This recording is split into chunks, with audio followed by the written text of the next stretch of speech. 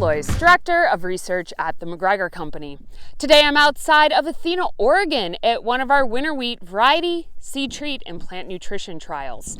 This location is always really fun for me to come check out. We've gone over 140 bushels at this location the last 2 years. So I'm always interested to see what kind of yield potential I'm sitting on when I get to this variety trial location and what we think we can do to further accelerate that yield potential. I actually came today to apply some of our flag leaf plant health treatments. The variety that I'm using for that is Impress, and Impress is sitting at Feeks growth stage 8. So a little early for those plant nutrition applications, so I'll be back in 10 to 14 days to put those on.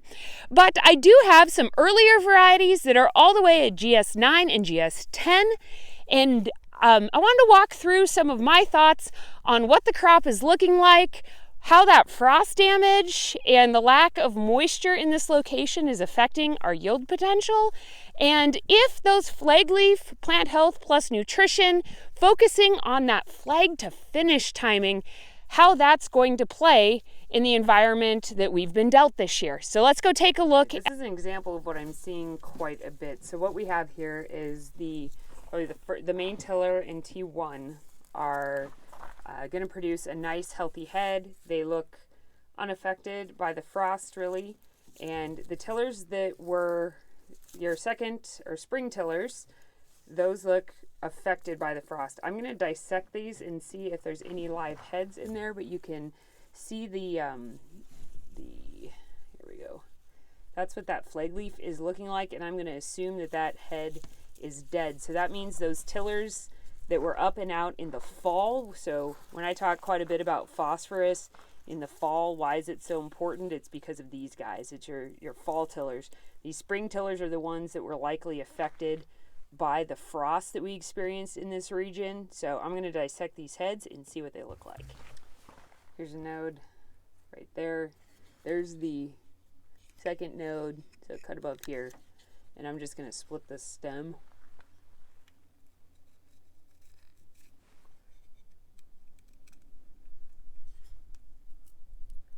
And that's,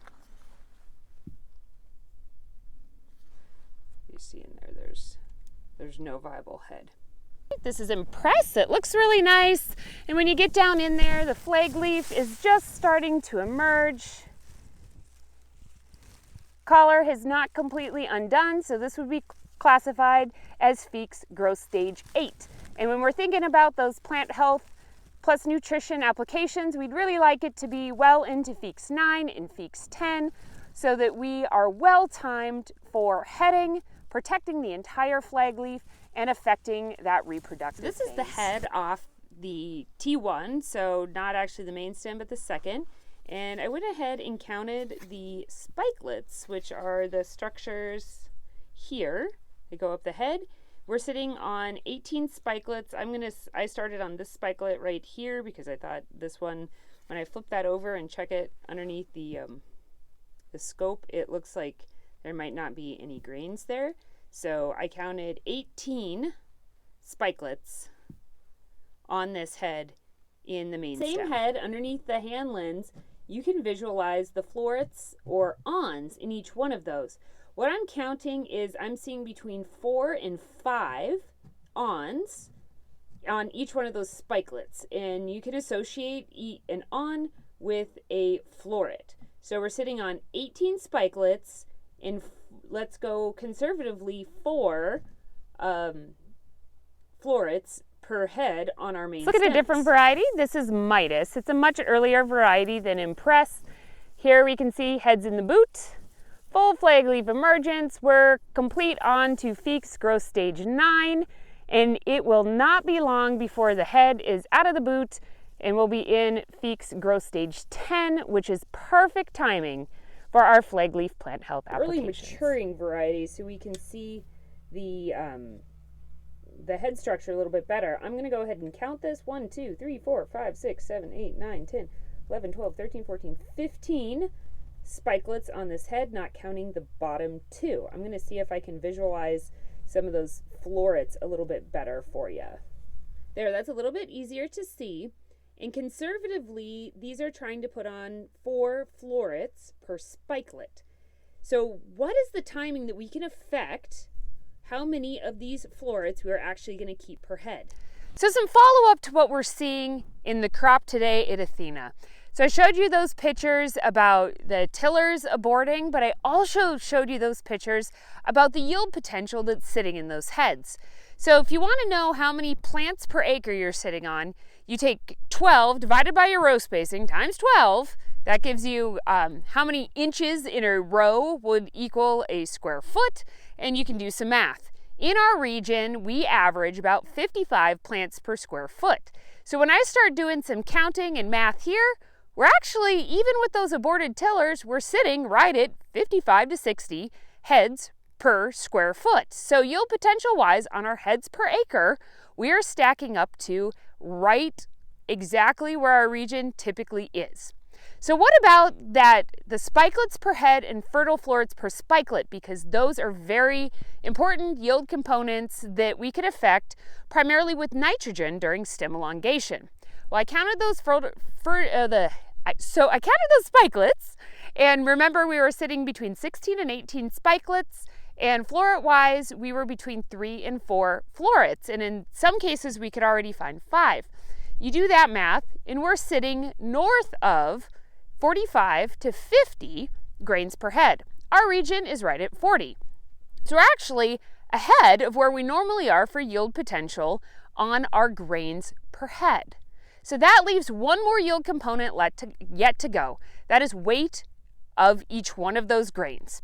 So if you remember back to winter grower meetings, I talked quite a bit about those 3 yield components and the tools we have to affect each one of those yield components. Flag leaf plant health is all about extending the photosynthetic capability of that flag leaf, extending grain fill, and affecting weight per grain.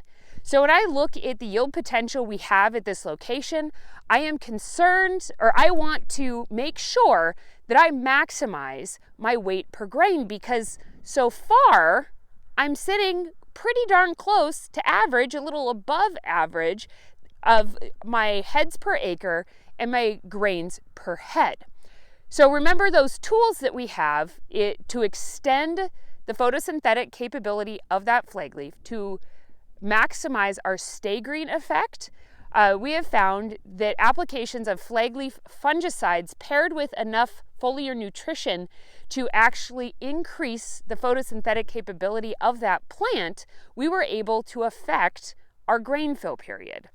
That becomes more important the more stressful that grain fill period gets. So I remember back, I was looking at 2016 data, and one of my single biggest responses on flag leaf plant health applications, fungicide applications, were in spring wheat in 2016. I had over a 30 bushel response using 4 different types of materials. So that means it replicated over 8 times. That, like I said, biggest response I have ever gotten, and it was the hottest grain fill that we have experienced. So the questions I'm getting are, well, we're behind schedule on our rain. Will it still pay?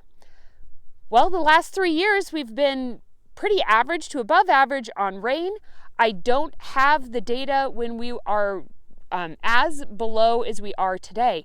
However, when we start thinking about the pathways we're trying to upregulate with those fungicides and foliar nutrition, water use efficiency, and how that crop reacts to heat stress are 2 of those primary pathways. Remember, the pathways that we can affect with those flag leaf plant health materials is we reduce the production of ethylene gas when that plant encounters stress. Ethylene gas is our ripening hormone, so it's what tells that plant that we're done filling grains. They'll abort any of those fertile florets that are left on the head. They won't fill those, and they just want to produce grain. So we want to downregulate ethylene gas as much as possible so we can extend that flag leaf grain fill period. That means we can maximize our fertile florets per spikelet, actually make each one of those florets produce a grain, and then bulk up each one of those grains. What else the plant health effects of those fungicides do is they cause an upregulation in nitrogen and carbon assimilation. So at this period where our ground, we just got a rain here at Athena, but we're behind in overall soil moisture, we want to make sure that those roots are reaching as far down as possible in pumping that moisture back up to the plant. Maintaining photosynthetic capability and encouraging that plant to upregulate both nitrogen and carbon assimilation are ways that we can do that. So I see when we have really nice yield potential that we're sitting on, and we're concerned about the amount of moisture we have if the yield potential is already there. I believe that these flag leaf plant health plus foliar nutrition applications are a way that we can maximize the water resource that we do have and ensure that we are trying to also take advantage of all the resources that we have put into this crop, and we're trying to get the best return on resources that we can. So we're taking advantage of those inputs. I hope that helps, and I'm sure I'll have an update pretty quickly on the rest of the flag leaf applications as more of our region is getting onto growth stage 9, 10, and into grain fill period.